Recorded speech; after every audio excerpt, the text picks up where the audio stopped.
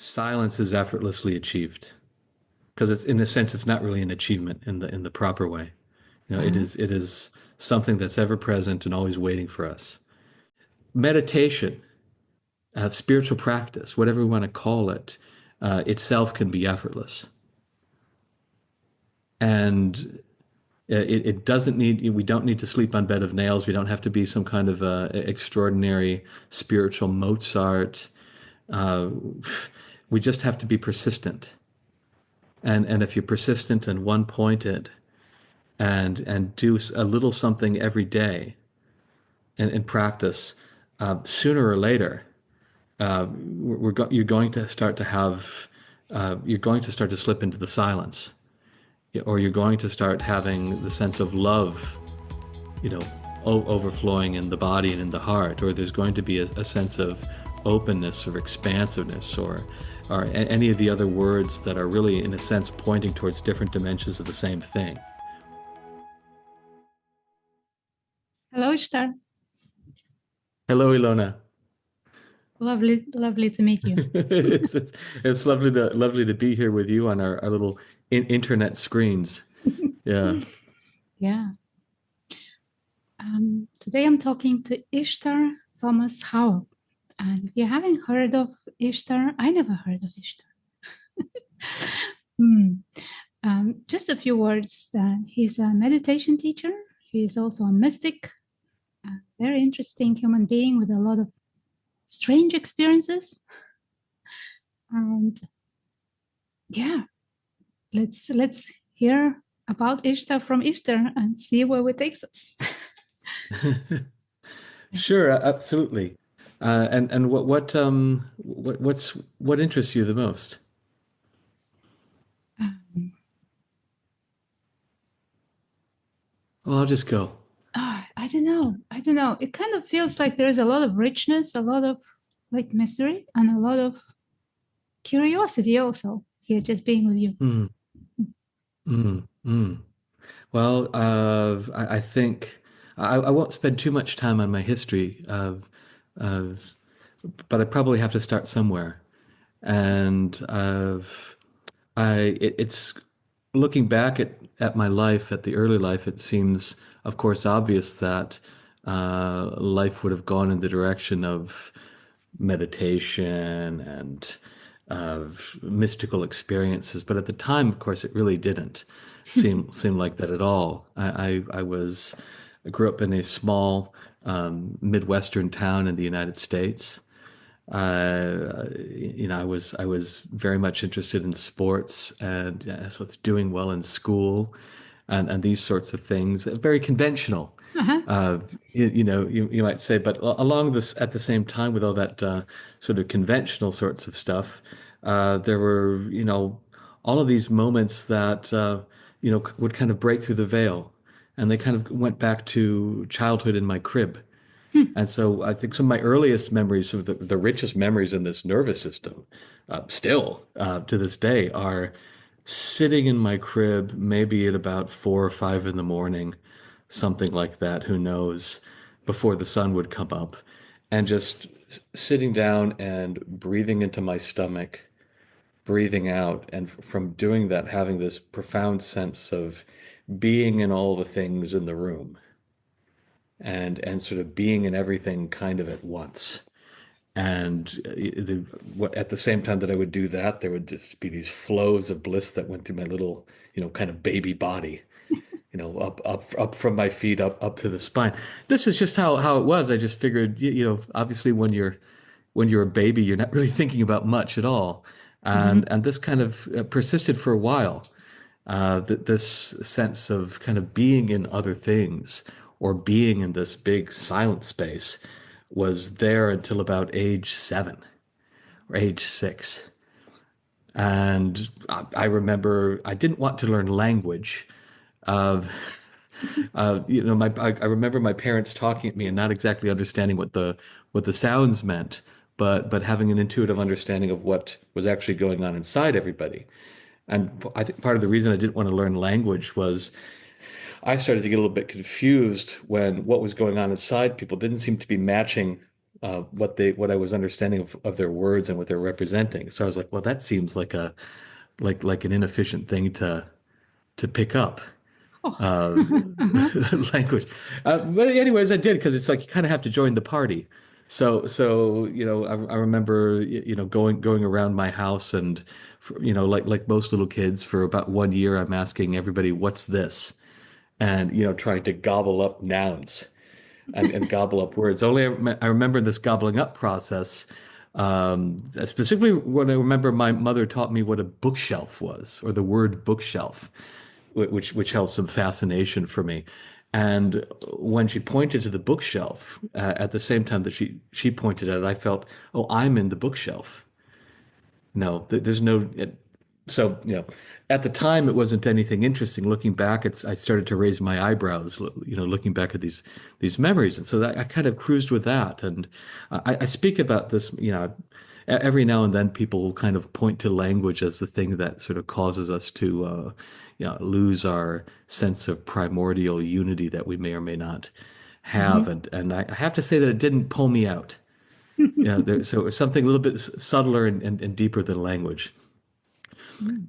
At the same time, lots of weird stuff. I turned to uh, I remember being in my crib and having this lady with curly white hair and a blue nightgown walk into my room and walk by me, and I wasn't afraid at all of her. And then she walked out the back wall of my bedroom, Uh-huh. and Yeah. I was so this was like okay, because I'd never seen that done before, Uh-huh. and I had yet learned the concept of spirits or ghosts or anything like that, and that was kind of the first of what started a bit of a parade as a Mhm. young kid of these things kind of coming in the room.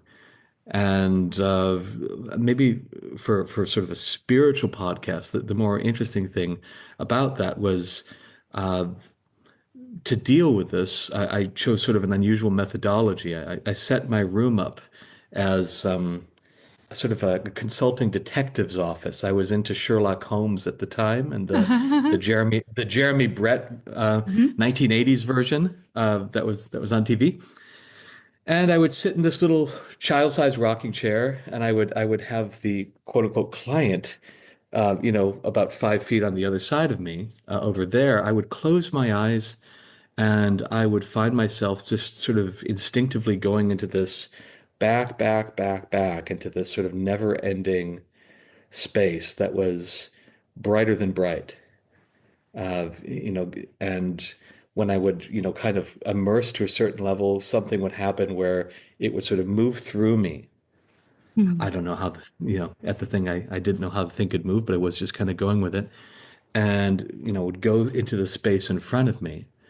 And then I would wait, usually just a second or two, and I would have a sense of something clearing out, something releasing. Wow. Uh, so yeah, stuff like that would happen, and then like most children, you sort of forget about that. You're trying to develop an ego. Maybe we're not I think consciously it's doing that, but something that I don't know about most children.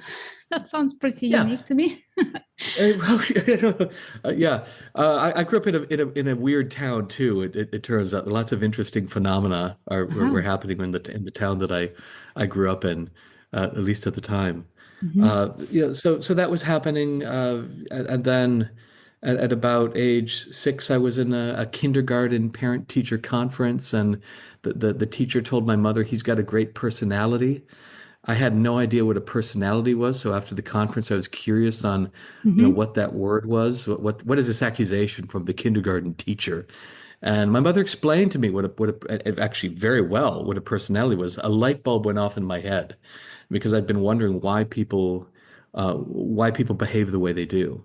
I didn't I Mhm. didn't quite understand what was going on in people, and then suddenly I understood. I realized that a personality was some kind of filtering unit where inputs would go in. They would be determined by some kind of equation or series of equations in here, and they would produce an output. And I said, "That's what I've been missing. I need to have one of those because I don't really have one of those Aha. quite yet. So now I'm going to have one by golly, and I'll catch up with everybody." And so for about, several months, when I would get up in the morning and my mom would, I was the baby of the family, so she's like helping me pick out clothes.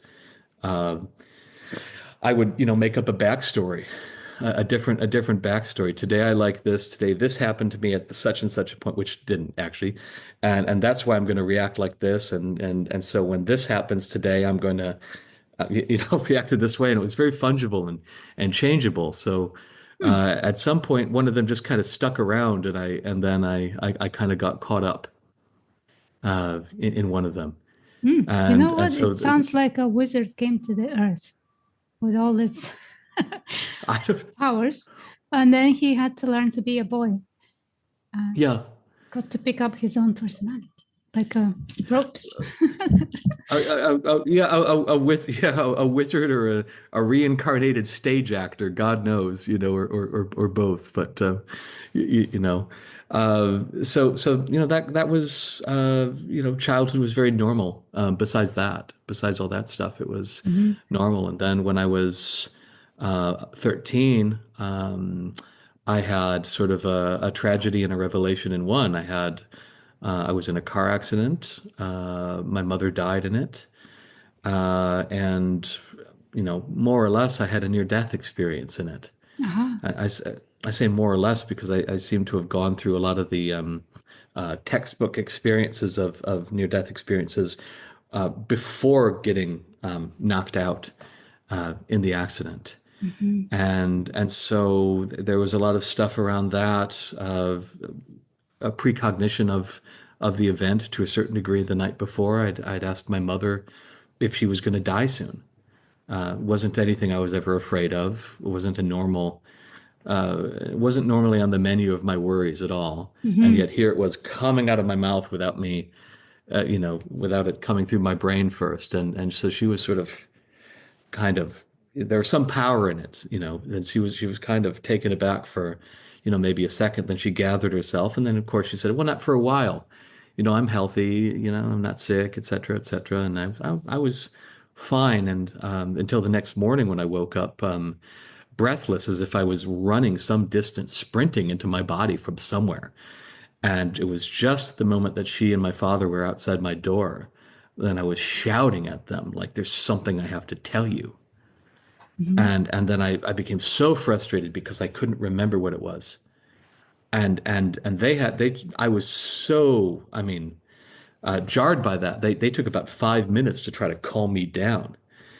And then I just sort of shook it off and, went off to a day of school. And, that afternoon we had our car accident.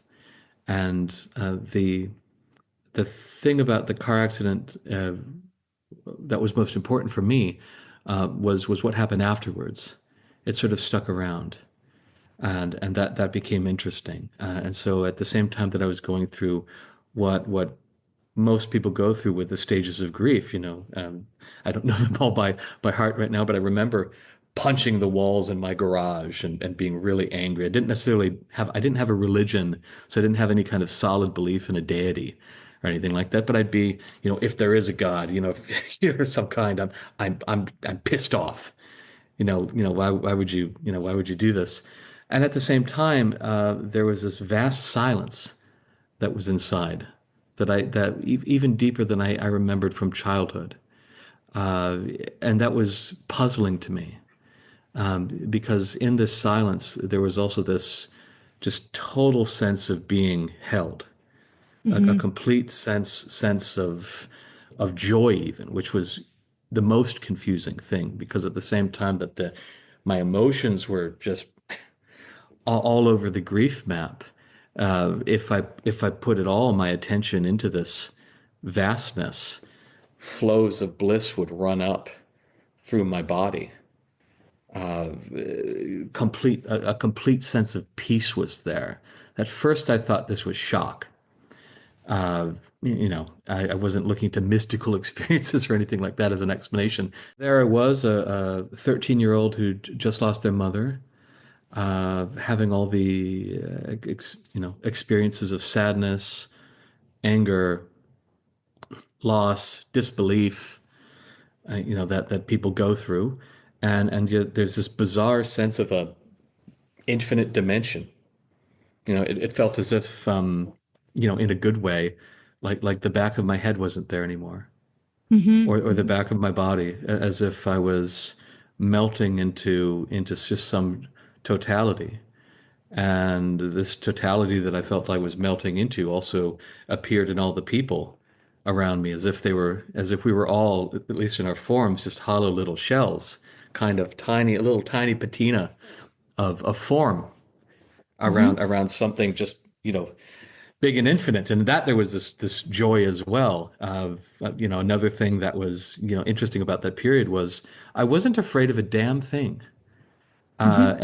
And it was bizarre to see. I had what I consider a very easy life, in many ways. I mean, not as easy as some, but I think easier than most.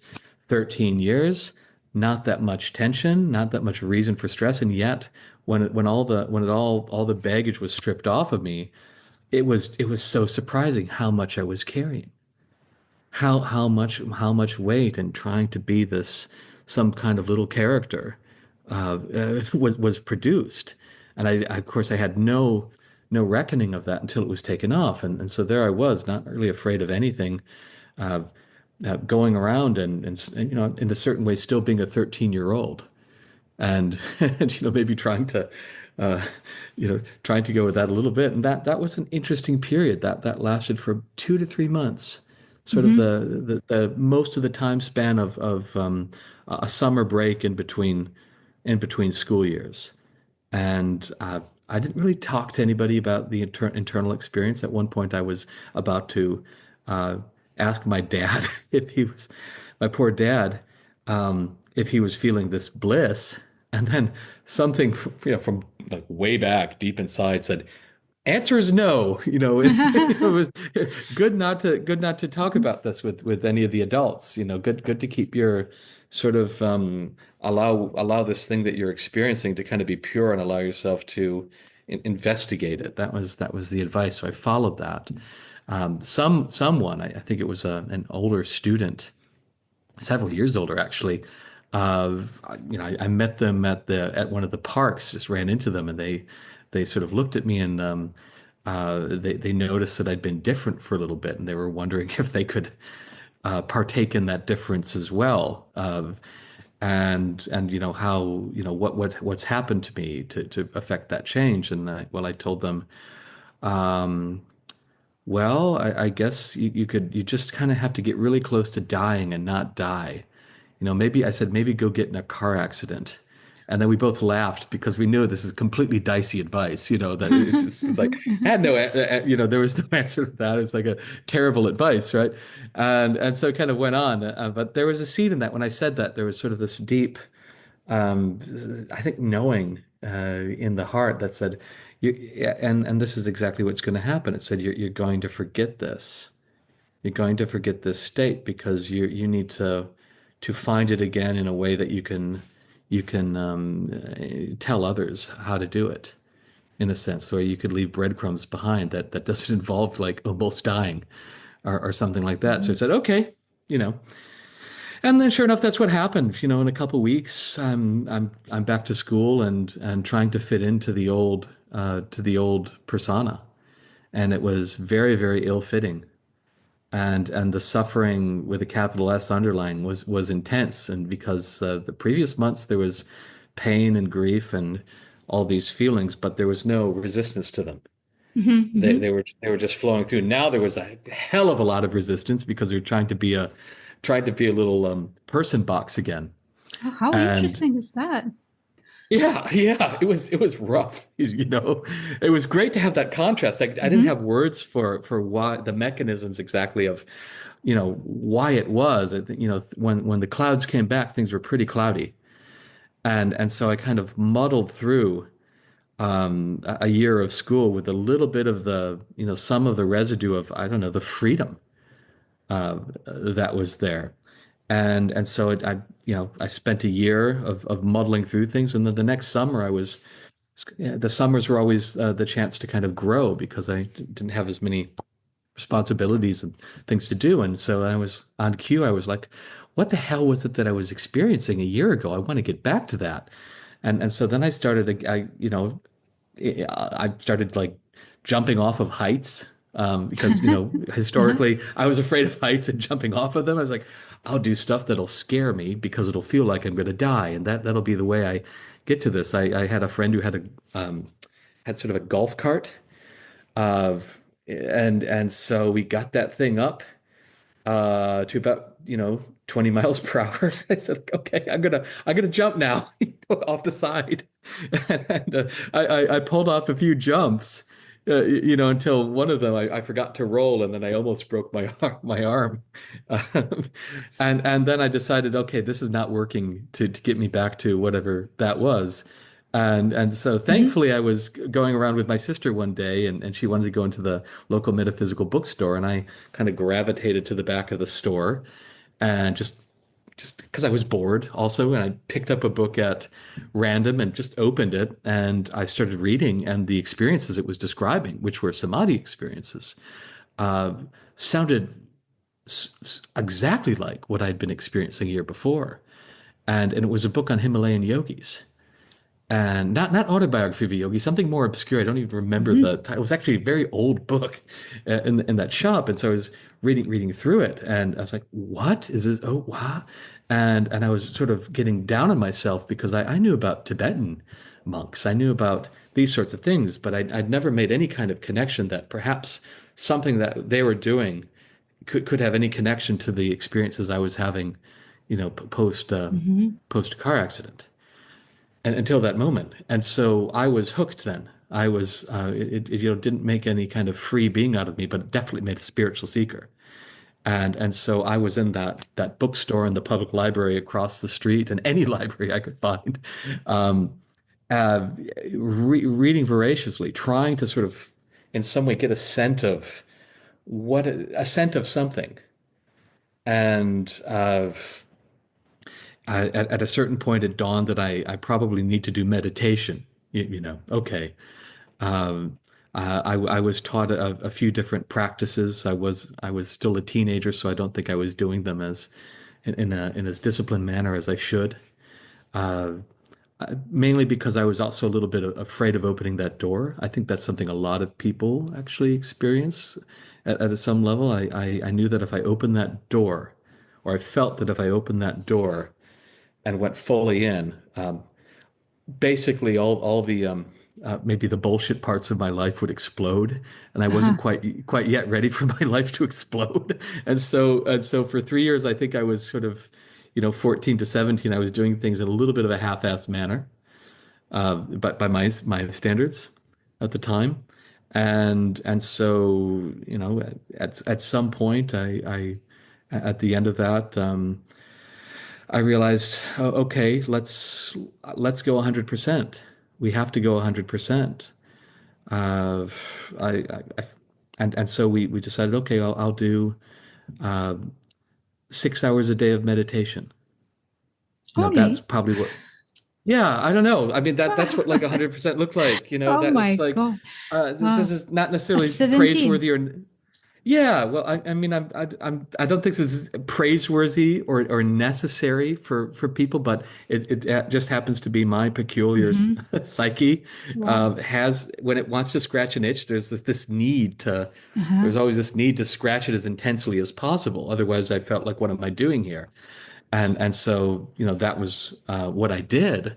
And I would get up at 3 in the morning and meditate, take a cold shower, do yoga, then meditate for 2 to 3 hours, and then do something in the middle of the day, and then do something in the evening. And so I had sort of three sort of sitting periods, and I was doing a lot of concentration meditation, sort of that counting breath thing that drove me crazy at the start. 1 to 10, nothing else, and then see if you can how many times you go 1 to 10 in a row.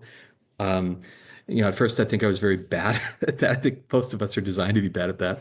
Uh, I remember I was sitting down for it was going to be 40 minutes, which seemed very daunting to me at the time in the public library. And I wanted to look at my watch. I think clearly I've been at this for like 15 minutes, and I looked at my watch and it was said 38 seconds, and I was like, oh my God, you know. Um, so I honestly I kind of put myself through a bit of hell Uh-huh. because I was also fasting a lot. And at first I felt like sort of superhuman during these fasts. I'd be jogging and fasting. Like that's kind of nuts. And then thankfully, because I knew I hadn't quite found my path. I knew I was searching around for a monastery, and my heart said you have to get yourself to some kind of monastery or an ashram. Hmm. There's just that sense. And so I was looking online. Those were the days where you click on a website, then you got to go make some toast and come back in 5 minutes for the page to load, right? So there's a lot of that going on. And I was sending out for brochures from different, didn't matter what denomination or path. I was just one of the place where I could be a contemplative, where I could work to earn my keep, and do this thing. So I was getting brochures from Carmelite Christian communities, from Zen communities, from Ananda, the Kriya Yoga folks in Northern California, from Self-Realization Fellowship and Southern California, people in Crestone, Colorado, whatever. Was sending, but none of the brochures had the right music to them. None of them had the right feel. Mhm, Like I mhm, could tell that I just knew that like, no, these aren't where I'm supposed to go. So thankfully one day, I think it was my first brother-in-law, real angel actually, uh, gifted me autobiography of a yogi, by Yogananda, and reading through that, just the act of reading it, not even doing a meditation practice, just reading it, somehow just felt like doors that I had no idea were shut were being blown open, oh wow. Mhm, especially in the heart.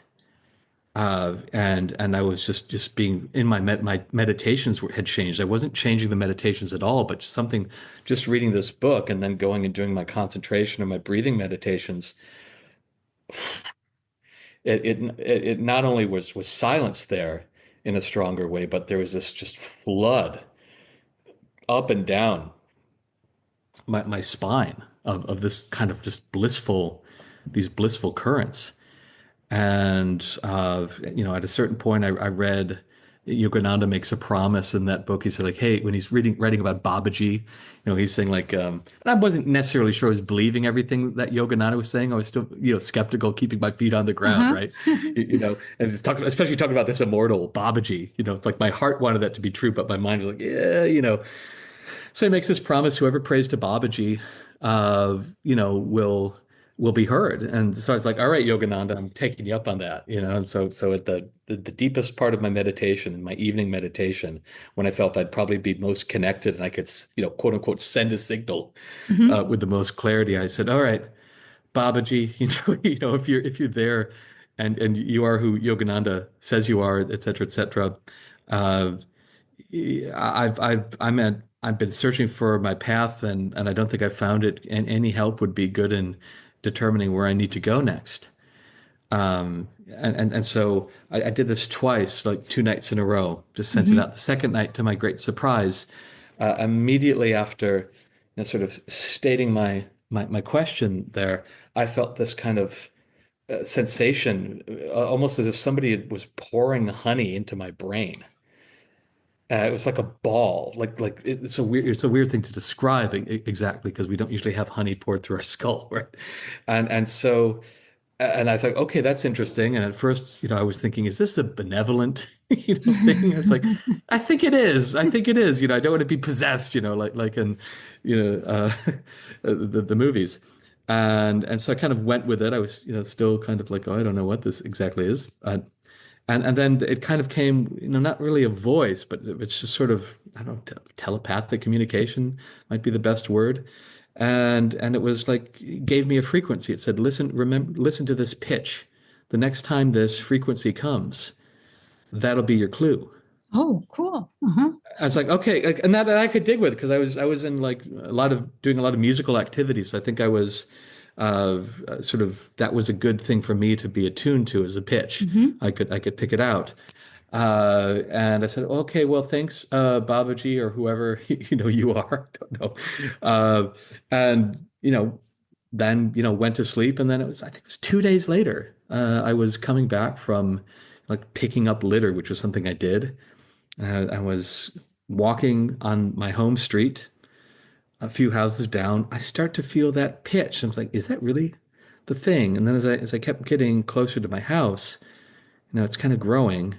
And then as soon as I turned to my front door, there's my sister and my soon-to-be brother-in-law. And as soon as my soon-to-be brother-in-law kind of opens up his mouth and it starts to go high, that pitch. And Hmm. and it turns out that he was inviting me to a meditation course. Oh, Because one that he and my sister were going to go to up in, I think, Michigan had been canceled, and now they're going to go to this one the next weekend.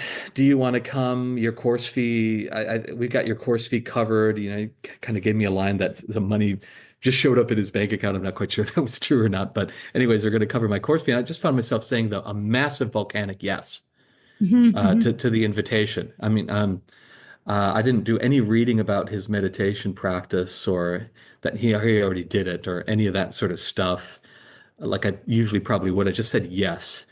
And I get to the class that weekend.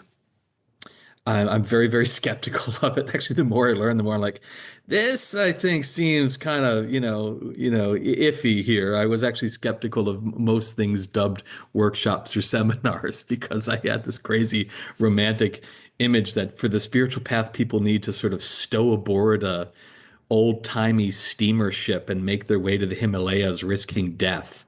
Oh, I had yeah. these kind of very romantic notions of like, this is how it's done, and you need to you need to be at your last ounce of life, and then they will allow you into the monastery. Like, go to a workshop in Minneapolis. That sounded too easy to me. And so I'm sitting there, and not they were doing these mantra techniques in English of all languages, and I thought, oh, that's really not going to work because spirituality should be done in Sanskrit. I just read Yogananda, and he goes on and on about the glories of Sanskrit as a spiritual language, and so, but within 45 seconds of doing their technique in that little basement of a chiropractic's practice, I was back in the deepest silence I had experienced since being in the near death state. I mean, that I was completely surprised. They were even allowing my mind to have thoughts, which is something I wasn't allowing through all that concentration meditation. They were saying, no, you could be easy. It's like, really? I don't necessarily believe it, but for this weekend, I'll do your technique the way you tell me you do it, just for the purity of the experiment. And, at first my mind's having thoughts, and I think, well, this is nothing to write home about. Then I noticed that my right arm is completely relaxed and immobilized. And I'm like, what the hell? And it felt like that scene in The Matrix where Neo's consciousness is kind of going into, kind of a funnel or Uh-huh. something. I was just sucked into this massive silence, and it basically stayed with me that not only for that whole weekend, but for the next 2 weeks or so. Sometimes completely in the foreground, covering everything. Sometimes, a very definite bass tone in the background with the rest of life on top of it. But there. And so I was, you know, I was pretty convinced that this was, this was the direction was clear and true. That this is where I needed to go. It had the right, had the sort of same frequency I'd been looking for my whole life, kind of Mm. the feel to it. So 3 months later, I found myself no longer living in Wisconsin, but living on the Oregon coast, or actually first living in Seattle. And then I had been pestering these people who did that meditation practice called the Ishaya's Ascension, or whatever. I'd been pestering a certain group, to let me come and interview, so I could come and be at their little monastery. And I scored sort of an interview, and there we were uh, for the next several years, basically, Wow. from 18 to 25 or so. I doing this practice, sometimes 4 hours a day. So, two-hour blocks and then having a work day in between. Other times I was fully in sort of in service because I was also paying ahead of time, doing a work exchange to pay for a long 6-month teacher training retreat where I would be doing nothing basically.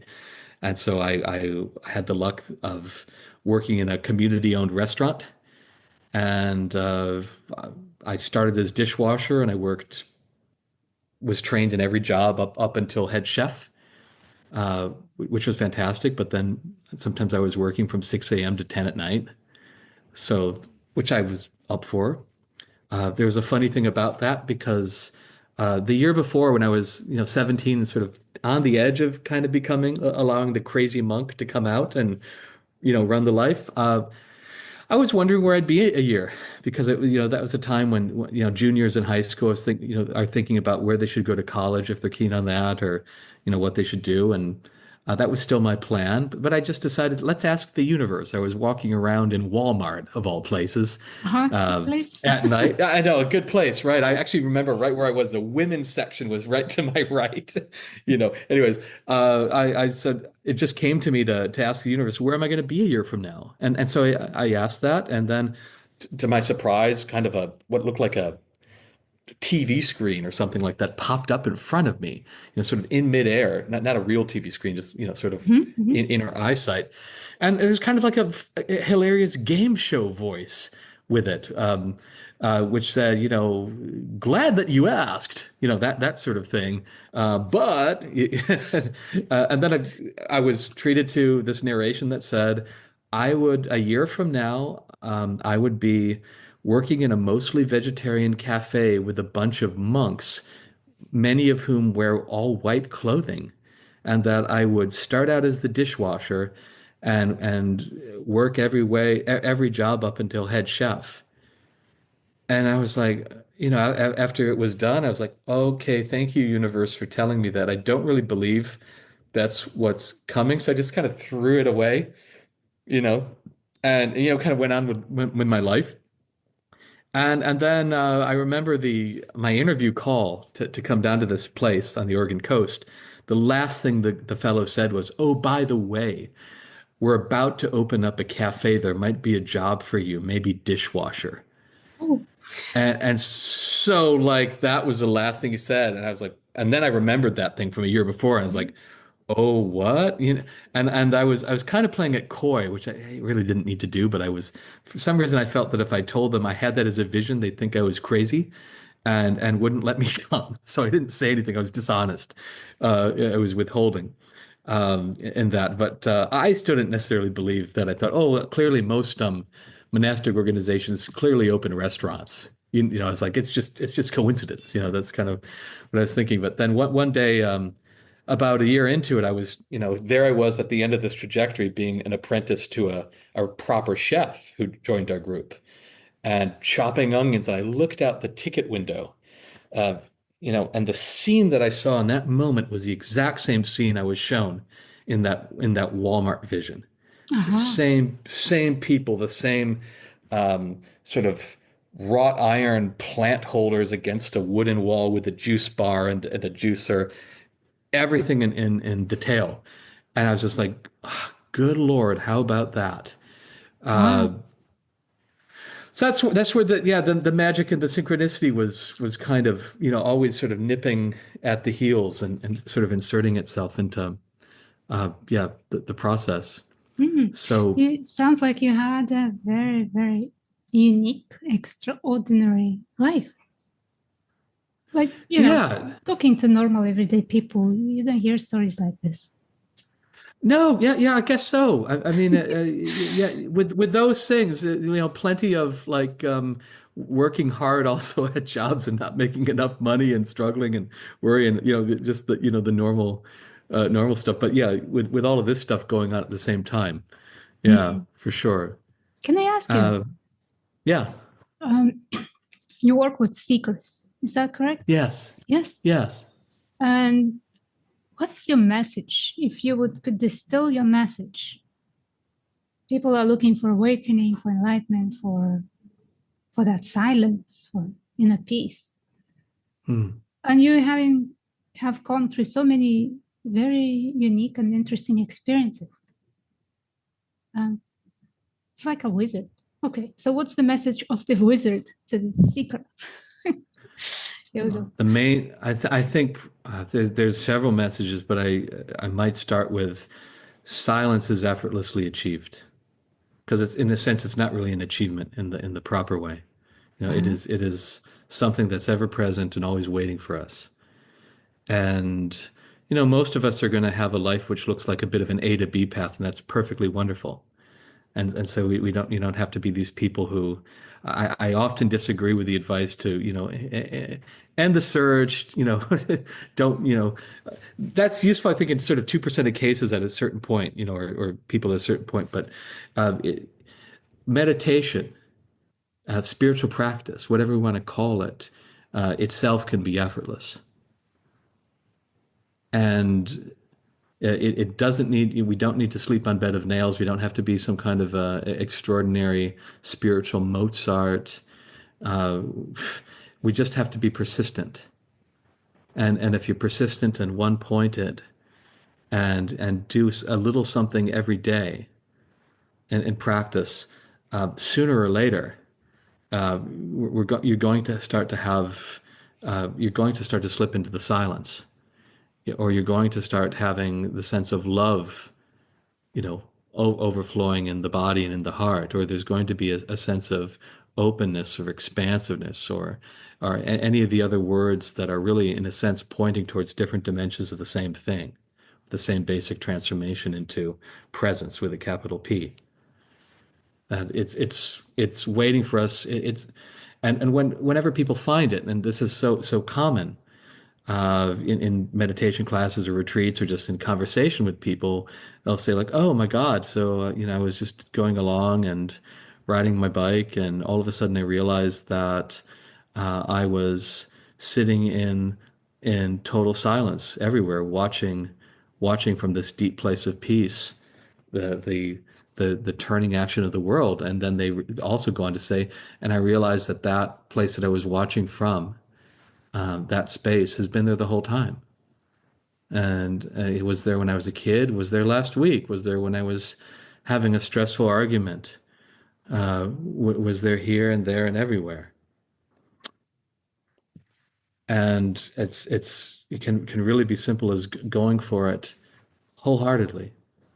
Hell, I think people get great progress by going for things half-heartedly sometimes, It's like it Of doesn't have just to falling into you that. it's just falling into it. Exactly. We don't have to be some spiritual Olympian if we have just I think sometimes just one pure intent to go there amidst a bunch of other junk that's plugging the mind. If we just water that seed a little bit every day and go for it, things change, things transform. So I don't even think what people have to do 6 hours of meditation a day, or whatever. Go to a monastery. I've met plenty of people who've been meditating, an hour a day, which can sound very daunting.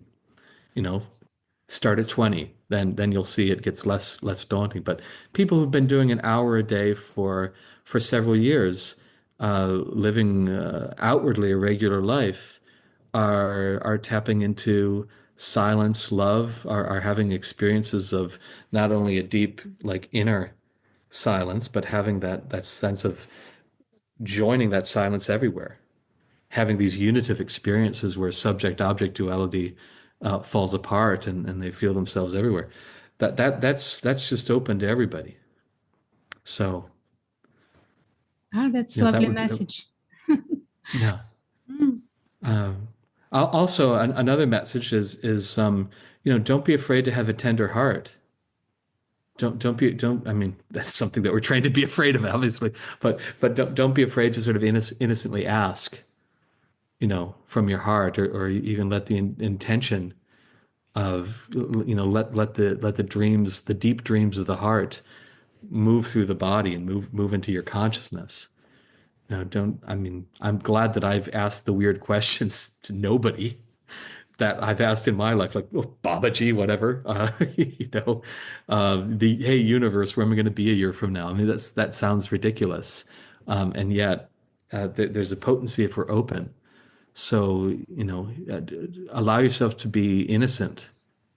I often start meditation classes with an invitation instead of saying beginner's mind, which is a beautiful term. I'll sometimes try to make it a little bit less clinical.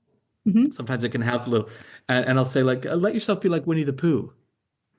Let yourself meditate like you're Winnie the Pooh, which is to say just very innocent, easygoing, no masks. No need to be right or wrong, and no need to be particularly worried about perfection. Just as is, exactly as you are. Simple. That way, just have the intent to have an ounce of that, and that changes things 180 degrees.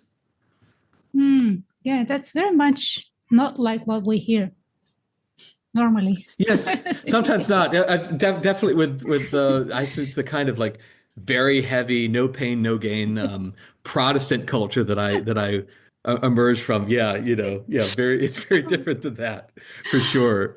Yeah. I'm gonna share something. Um, was it yesterday, before yesterday? I'm on the beach. It's nice. It's really lovely beach here, sunshine. So meditated a little bit, listened to the waves. Very nice. And I'm walking back. It was quite funny. I'm walking back, and I see there is a card in the sand, a playing card Mm, like this, mm. right? A playing card. Oh, And I nice. thought, oh, Yes. Yes. here's a message for me. Here you go. Let's see what's the card. Just kind of curious. Oh, let's reveal it. And then, What'd you get? what's this? I knew it'd be a Joker. I knew you were getting the Joker. Yeah, my God. Yes. Like with Yes. this, all Yes. these binoculars looking. Look at that. Look at that. You got the fool. The divine fool showed up. Yes, the divine fool showed up. Oh God, that's so wonderful. Yeah. Kind of lighten Yeah. up. Yeah, exactly. Yeah, it could be a comedy. I think a comedy is I think that there's some merit in deciding what genre of movie one's life could be actually, and there's nothing wrong with a tragedy. uh, you know, but if I think I think there's a lot more space if we allow it to be a tragic comedy and then merge into a comedy. There's a lot more space for the weird and the unexpected to come in. Mhm. And I think often the most magical things is that we get sort of caught into these sort of funnel-like reality tunnels where there's maybe two options and both of them are kind of shitty. And for me, say like the beauty of say like Krishna as an archetype here, just to make Krishna or Pan or the Joker, the fool in a certain sense, yeah, is that there's always a door number three. There's always like a much larger door that's sort of, you know, beckoning from the side, saying like, but if you could just like let go just a little bit more, then we're going to come into your life and fill it with weird synchronicities, or fill it with loving leelas and surprise you. I've always loved that aspect of Mhm. of divinity more than many others. There's a sense of that there is a a, a great playfulness with divinity that just wants to dance with us a little bit, Just a little bit. and Yes. just a little bit, and it just requires us to Mhm. kind of sort of allow ourselves just a little bit, to Mhm. to have that soft child's heart again. Mhm. And I say a little bit because, someone might say, well, I've got a damned crusty heart. My child's heart's buried beneath 50 years of bullshit, or something like that. Could be very honest. And yet, no, even if there's 50 years of junk, it just takes a tiny little, one singular moment, one singular instant, one singular dive and opening can change the whole equation. Right. And obviously, there's going to be cleanup work often. Mhm. When often it's like people get dismayed when they start having very deep experiences of samadhi, And then the next day they're like, I feel like I got hit by a Mack truck and all of my stuff is up. Yeah, the body takes more time. And so, but that doesn't mean that the true thing is totally gone and totally buried. Uh, just means that a lot of stuff gets to be healed along Mhm. the way, and we get to be taught taught patience and compassion. Yeah, lately I hear is just from a couple of people, when is my life going to start? I'm so trapped into this situation. There is no exit. Mm. Like you say, it's just shitty situation. Yeah, And when is my life going to start? How can I um, surrender? How can I yeah, find the exit? yeah, So I think your yeah, message is for that. It's for these people. yeah. There's a wilder thing which may be harder. Let's hear it. There's a scene. There's actually a scene from the 1968 film Butch Cassidy and the Sundance Kid, Robert Redford, Paul Newman. They're trapped between, I think, the Bolivian army and a cliff, and their only solution is to jump off the cliff. And Robert Redford's character doesn't want to do it, and then it turns out he doesn't want to do it because he doesn't know how to swim because Uh-huh. there's a river at the bottom. And the Paul Newman character, Butch, says, like, what are you, crazy? The fall will probably kill us. And then that's not logic, but then of course they both jump off and survive, and even the and to me that was always somehow that scene, that moment was completely instructive in those sorts of situations. And always brought me back to the moment when I was fairly certain that my earthly life was over. Age 13, turning to my left, looking at a big car at high speed about to crash into us in less than a second, probably. And there was no like, oh, please let me survive or anything at that moment. It was just, oh, it's curtains. Okay. And from there, whoa. And I know it's an easier said than done thing, so I never give this as actually advice to people. So but just realize that, yeah, you're gonna lose in that sense. The fall is gonna kill you. Mhm. There's nothing in a sense that you can do. Okay. It's over. And that, to me, that doesn't make me melancholic or bring me down, but it actually there's a profound freedom in that. Like there's we're going to wonderfully lose the game, and that's the wondrous part of it, because and not having to sort of struggle and play the game in the limited way that we've been conditioned in our head. Mhm. Mhm. That's when we win. Um, By giving up. Hope I'm by giving up. Yeah, yeah, exactly. Uh, I like that message because sometimes I mean, I hope I'm not overdoing it, but sometimes I encounter what I'll call maybe like toxic positivity or something like that, or Okay, there is people such a trying thing, to, yes. yeah, kind of like way too much trying to sort of paste sort of a superficial love and light and positive spin onto every situation. Now, of course, I see the value to a certain extent of positive thinking and not going into the doldrums, but at the same time, it's like not when it's superficial. It's okay to kind of see the beauty in the our plans of mice and men, as Shakespeare would say, coming to naught. It's totally okay. And that would be a message I'd want to give too. I've always felt a very, I don't know, a closeness to death, even before the NDE, Mhm. in a certain sense, with all those ghosts coming into my room and feeling their issues and feeling their regrets, and then feeling the sense of release when they would poof out of the room. I think being present for that sort of touched me in ways that I wasn't processing at the time, but Mhm. it is just this sense of hey,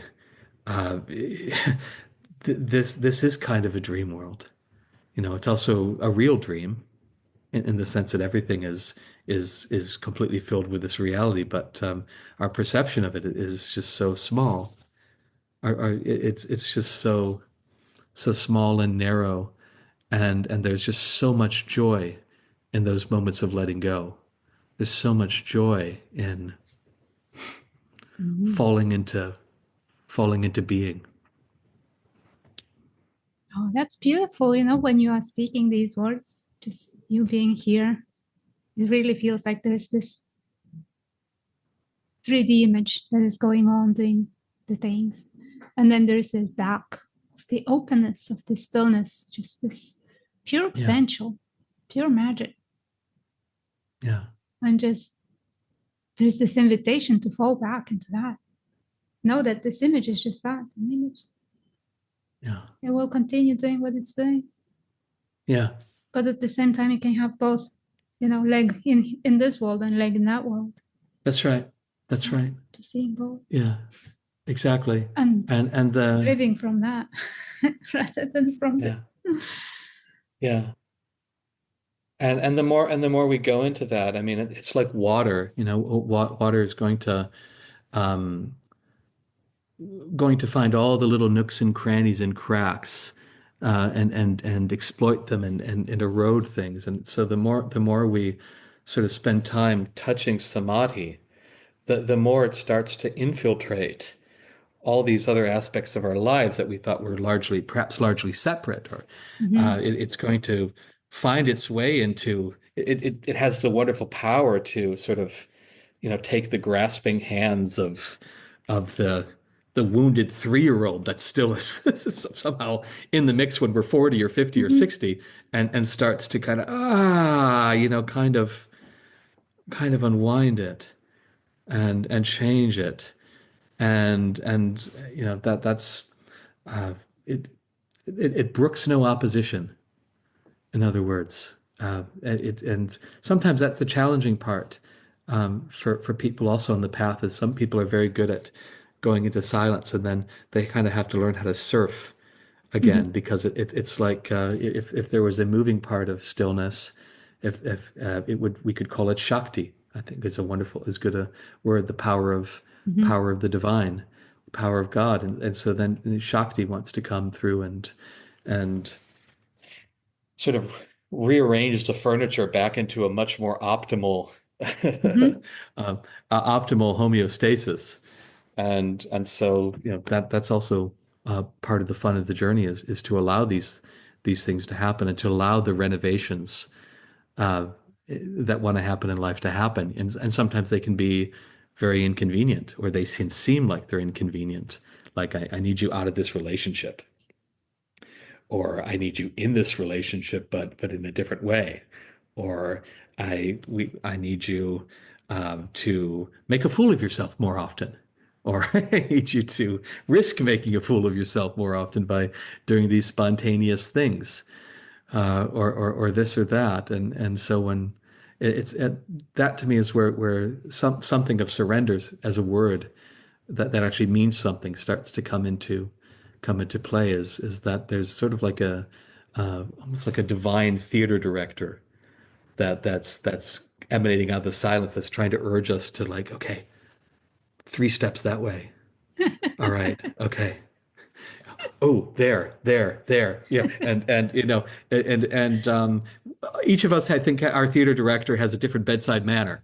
So some people are going to have one that's almost like kill them with kindness, like a Lakshmi character, like, here you Mm-hmm. go. Other of us have like Durga, who's like, boom, kind of like that, or Kali with gasoline and a match, and they're all wonderful. Yeah. Good fun. It's really great to talk to you. And you know what? I'm wondering how many people are going to be saying now, universe, what am I going to do a year from now?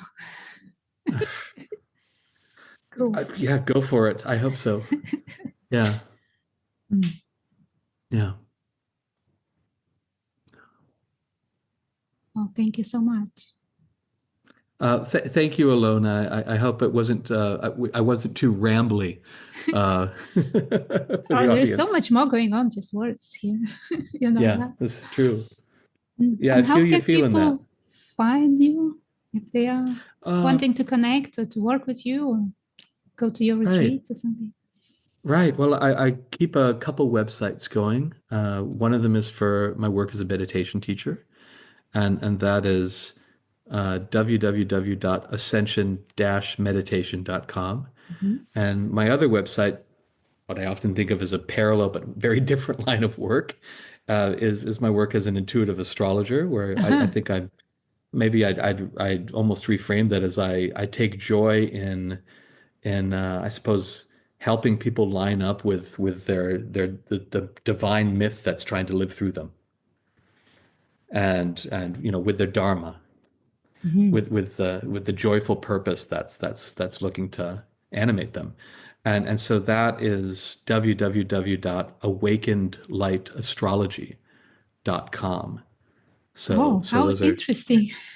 two different ways of Uh-huh. engagement. Sometimes they cross-pollinate, sometimes they don't. Mhm.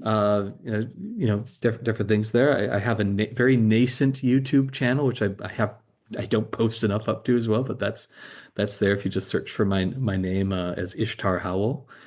And I actually I'm fairly active still on Facebook. I feel like a fossil for saying that. But I put little missives out as the spirit moves there. So that's probably a good place to connect as well. Mm. Yeah. Oh, so wonderful. Thank you so much. Um, I asked this question in the beginning of everyone, Yeah. but we started differently as you are unique. Um, just for the end of it, what is your definition of awakening? Mm, Just mm. for the record. Yeah, absolutely. I think I'd say awakening, as I like to define it, is when you touch, and not only touch, but then realize that you are this deathless, silent, vast, observing aspect of consciousness. When you start to abide in that. Sometimes I'll use, maybe it's a vulgar metaphor, like a board of directors of the psyche. That's a silly metaphor, but it's like that, the ocean wave analogy. We start out thinking that we're these little wavelets and we have these biographies and these personalities, and we kind of have this hall of mirrors going on up here of who we think we are. And then we somehow something happens in life that we end up touching this vastness, which is unboxable, formless, boundless, feels infinite. Mhm, mhm, mhm, And if at a certain point, if we keep making visits to that vast ocean, the perspective flips, and instead, it much more rather feels like being that vast ocean that's living through all the waves, or living through a single wave to start. And that to me is true awakening. I know that word gets used in a lot of different contexts, of course. Probably all your guests are now saying that word gets used in a lot of different contexts. So it's True. Mhm, it's but that's maybe the I think there's different realizations within the broader term awakening, different flavors that different people experience at different times. Some people, I don't think it just stops at realizing the this witnessing consciousness, like a true witness. I think that's maybe one of the first iterations in capital A awakening, because that ultimately wants to lead into recognizing that presence is everything and having no more duality. mhm, And so I think that like a deeper non-duality, not necessarily saying the deepest, but a deeper non-duality is not only to have this sense of being melted into vastness, but to have this sense that the vastness is in the window, is in the floor, is in your romantic partner, is in the birds and the trees and the flowers in the sky, and having this sense of unity between those things. That's also a flavor of awakening. mhm. So, Gorgeous. Yes. Okay. Well, thank you so much. oh, my pleasure. Thank you. Thank you for having me on. And thank you everyone for watching, for listening. If you have comments and anything, just write it below. And we'll see you in the next episode. Bye for now. Bye.